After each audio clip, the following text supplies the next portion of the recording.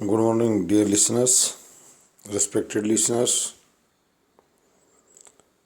मैं भारत में जन संसाधन उपलब्धता यानी कि शिक्षा, स्वास्थ्य, सुरक्षा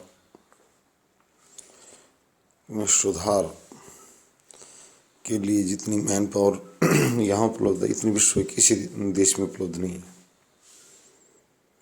सस्ती और कुशल, योग्य, जितना योग्य व्यक्ति भारत में उपलब्ध है उतना विश्व में कहीं नहीं, और सस्ता। सरकारें इस बात के लिए मैं ये भी कहूँगा सभी केंद्र और राज्य सरकारों से कि नीयत ठीक करें।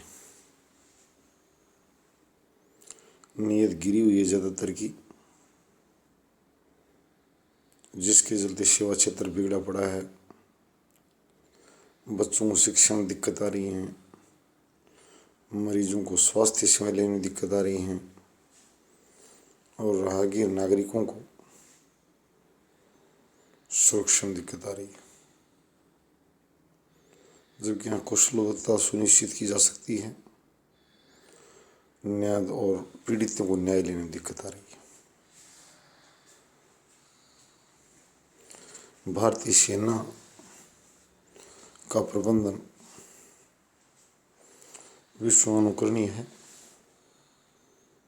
सबसे अनुशासित संगठन सेना को माना जाता है।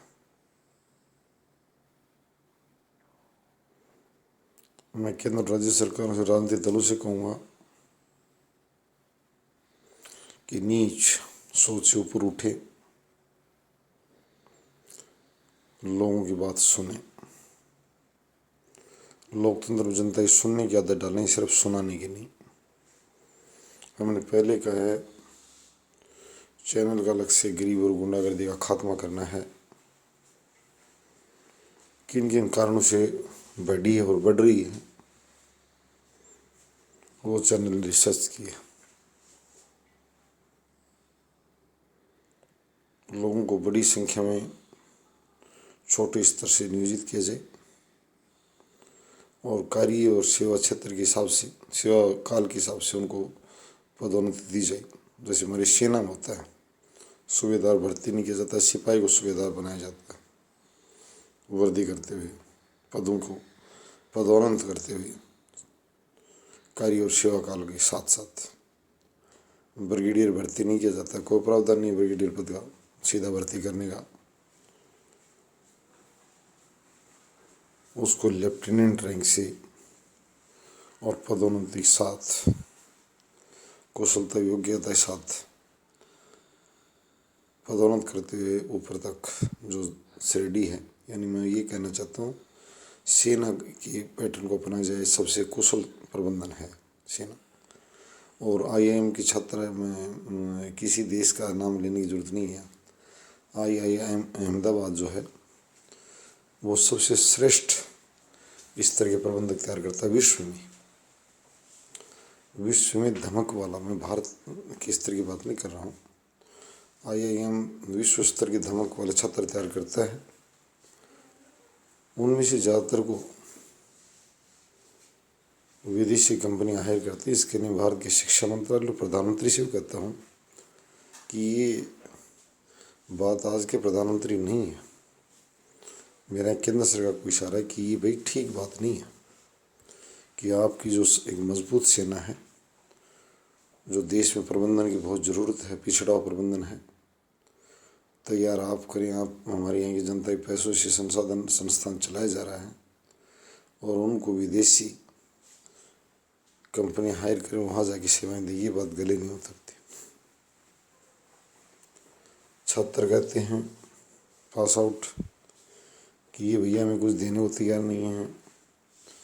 ये कहते हैं कि हम ज़्यादा प्रबंधकीय ज्ञान के भूखे नहीं, हम वरना ढराई चलाएंगे। ठीक नहीं है। अलग अलग छात्रों को अलग अलग क्षेत्रों में सेवा विस्तार दिया जाए। न्यायपालिका में आज 20 लाख एक से एक धुरंधर और सजीले वकील और बजीले वकील होने के बावजूद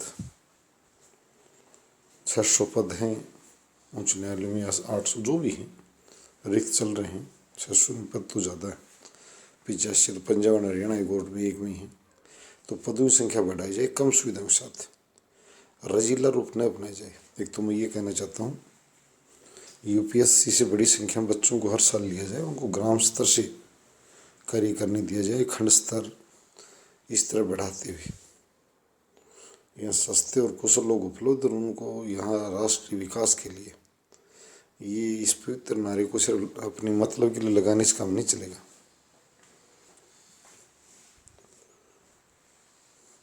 ये बिल्कुल निश्चित रूप से राष्ट्र के प्रति समर्पित हों, सिर्फ अपनी जेबें और अपने आकाओं की जेबें भरने में जोर न लगाएं और फर्जी बकवास न पालें। अच्छी बात न सुनना, अच्छी बात न मानना, पदों को न भरना उपरोक्त प्रार्थी होने के बावजूद ये शिक्षण व्यवस्था में देखा गया। हजार हजार छात्रों को नुकसान किया लोगों ने और महिलाओं जो पुरुषों को नियोजित कर दिया कि मैं तो मेरे के लोग भाई सुधार कर लो यार, इतना क्यों गिर रहे हो इन बातों में। तो मैं ये सभी से बता रहा हूँ जो राजनीतिक दल जो बज रहे हैं यहाँ अपना उदाहरण पेश करें, चाहे ओपिनियन हो, अलग अलग राजनीतिक दल हैं। न्यायपालिका के बारे में कहूँ प्रधान न्यायाधीश से कि न्याय व्यवस्था खस्ता हाल है। आप निश्चित रूप से 20 लाख वकीलों से संवाद कीजिए, सरकार से कीजिए, आपका टकराव कॉलेजियम में बड़ी संख्या में लीजिए। आप इतनी ज़्यादा लोगों को पद और मत मत दीजिए कि लोग इस बात के लिए कि मेरे उन लोगों को आने दीजिए जो न्यायपालिका में हाथ आजमाना चाहते हैं, कम लालच के साथ, कम वेतन के साथ, कम सुविधाओं के साथ लोगों को न्याय मिले, तेज़ी से मिले, त्वरित न्याय मिले। मैं प्रधान न्यायाधीश मोदी से यही कहूँ, भारत में प्रधानमंत्री पद की तरह ज़्यादा सुझावों की अंबार न लगाएं। जो रिटायर्ड जजेस को मैंने पहले भी कहा था कि फोरम बना लें और हम उनके साथ हैं। और मैं एक बात उनको और सुझाव देना चाहता हूँ कि ठीक है कॉलेजियम ने उनको किसी पद पर नामित कर दिया तो वो इस मुगलाते में ना रहें कि वो कुछ बहुत ज़्यादा जानते हैं और अन्य लोग उनसे कम जानते हैं, ऐसा कुछ नहीं है। बाहर उनके समकक्ष योग्यता वाले लोगों का भरमार है।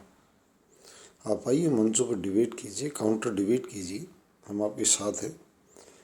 यार ये कोर्ट में एड्रेस नहीं कर रहे हैं हम आपको एक सिर्फ न्याय व्यवस्था के प्रहरी के रूप में या कार्यकर्ता के रूप में हम बात करना चाहते हैं आपसे।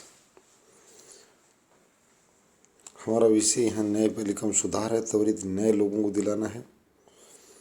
और मैंने पहले कहा था गुंडागर्दी का खात्मा करना न्यायपालिका कार्य होना चाहिए, पुलिस और न्यायपालिका का। अपराधियों के भगते वक्त अगर सिर में गोलियां मार दी जाएं तो उन बहादुर पुलिसकर्मियों को हतोत्साहित नहीं किया जाए, ये मैं साफ साफ बता देना चाहता हूँ।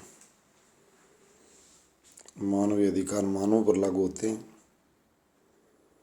National human rights commission, state human rights commission से मैं ये उन भाइयों को आदर के साथ बताना चाहता हूँ, अनादरित किसी को नहीं करना मुझे, कि किसी भक्त अपराधी को जो ताबड़तोड़ गोलियाँ चला रहा है, जो दानवीय रूप धारण कर रहा है, उस पर मानवीय अधिकार लागू नहीं होते बाबू। उसको दानवता के दानव के साथ दानवता का खेल खेला जाए।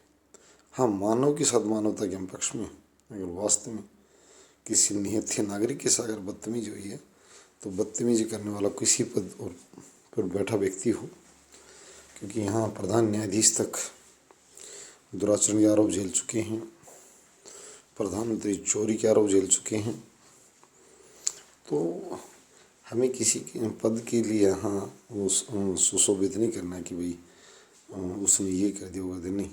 अगर किसी मानव के साथ बुरा हुआ तो निश्चित रूप से उसे जेल में डाल दीजिए, वो भी क्रूरता है। परंतु दानवीय लोगों के साथ दानवता दिखाई जाए। न्यायपालिका शिक्षा प्रणाली में देख रहा हूँ जहाँ 16 लोगों का काम 8 लोग कर रहे हैं, बोझिल हो रहे हैं, और बच्चों की शिक्षण व्यवस्था का ढर्रा जो ठीक से नहीं चल रहा। जो उपलब्ध लोग बजट है, काम करने वाले उपलब्ध, परंतु नियोजित करने की नीयत में फर्क। तो मैं यही कहूँगा सभी को बैठकर बातचीत कर ली जाए। शिक्षा, स्वास्थ्य, सुरक्षा और न्याय, ये भारत का लोगों को, यहाँ लोगों को उदाहरण देने की जरूरत नहीं। यूक्रेन के क्यों गए भाई? नहीं, ये कमी के संस्थानों की सीटें और बढ़ा दो यार। जो लोग करना चाहते डिग्री कर लेने दीजिए ना, 7 डिग्रियाँ धीरे धीरे काम के साथ कार्य अनुभव के साथ सीख जाएंगे। मैं नहीं मानता कि यहाँ से पास आउट जो बच्चा है, जो इतना पढ़ा लिखा बच्चा, एक सामान्य काउंसलिंग करनी है MBBS बच्चे को, यूक्रेन क्यों गए बच्चे? सीटों की तादाद बढ़े,